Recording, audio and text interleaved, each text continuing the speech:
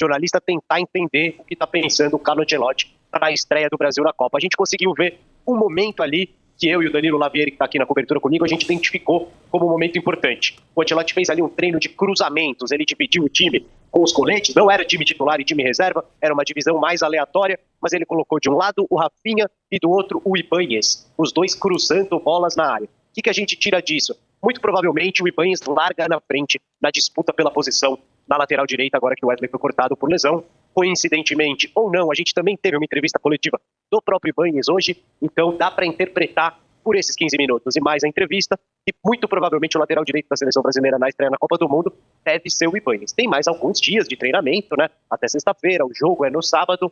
Muita expectativa também sobre quando o Neymar volta, e o que a gente pode dizer é que não foi hoje. Não foi hoje, ele não apareceu no campo, nem nos 15 minutos, nem pelo que a gente ouviu depois, e ainda não tem uma data definida para a volta do Neymar ao trabalho com bola com outros jogadores. A expectativa, pelo que a gente ouviu na seleção, é de que isso possa acontecer até o fim dessa semana, e o Neymar está aí praticamente 100% descartado para a estreia do Brasil na Copa. Vai ser preparado de olho na segunda partida no dia 19 contra o Haiti. Bom, acredito que o Mister ele é bem direto e reto naquilo que ele quer dentro do grupo, e isso daí é muito importante pra gente porque clarifica muitas coisas. Então, com o Danilo, o dia a dia é sempre muito bom, ele esclarece muitas dúvidas que a gente tem dentro do grupo, seja de lateral, seja de zagueiro, porque ele também faz as duas funções, então isso daí ajuda muito. E é isso, não teve conversa nenhuma especial. Mas falando do ponto de vista técnico, eu acho ele uma escolha melhor pra zaga, pra deixar o Brasil um pouco mais seguro defensivamente, que tem sido um dos nossos problemas, né? O Danilo é um cara muito experiente, obviamente, né? Muito versátil, mas não tem sido sequer titular no seu clube. Então, acho que seria uma opção melhor.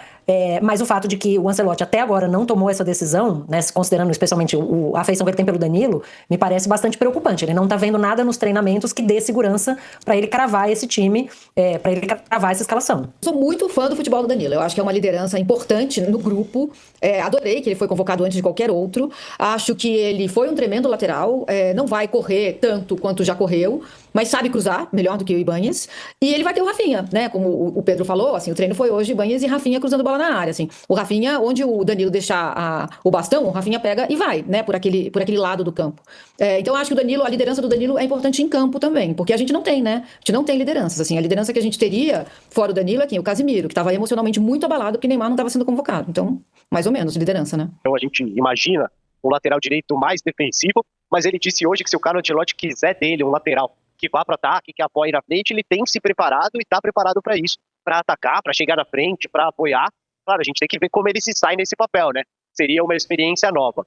Eu, particularmente, apostaria, pelo menos para essa estreia na Copa, que é contra o Marrocos, é o time mais forte do grupo, tem um ataque perigoso, tem um volume de jogo. Eu apostaria nesse jogo no Ibáñez pelo aspecto físico mesmo, né? Pela força, ali a capacidade de recompor na defesa, mesmo na subida ao ataque. Se não tiver tanta técnica, dá para compensar ali pelo vigor físico, porque é um jogo muito difícil contra um adversário que tem um ataque forte, que deu uma amassada aí no fim de semana em termos de posse de bola, chutes a gol na Noruega, né? Que se classificou muito bem nas eliminatórias europeias. É um time perigoso, eu acho que para esse primeiro jogo seria mais interessante ter cautela, sair com um jogador mais jovem, com mais vigor físico e também um pouco mais defensivo para segurar tudo ali atrás.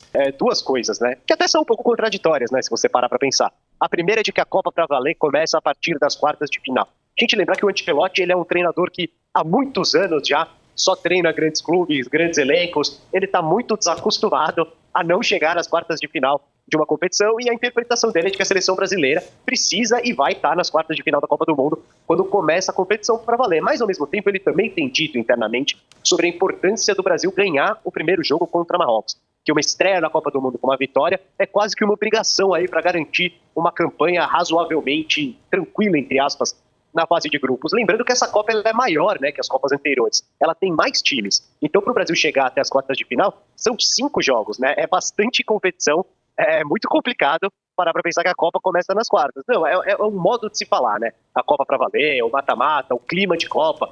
Claro, a Copa começa no sábado e o adversário do Brasil é muito difícil e o caminho para chegar nas quartas de final, especificamente nessa Copa, é longo e é complicado. Precisa levar a sério desde o primeiro ou segundo possível, né?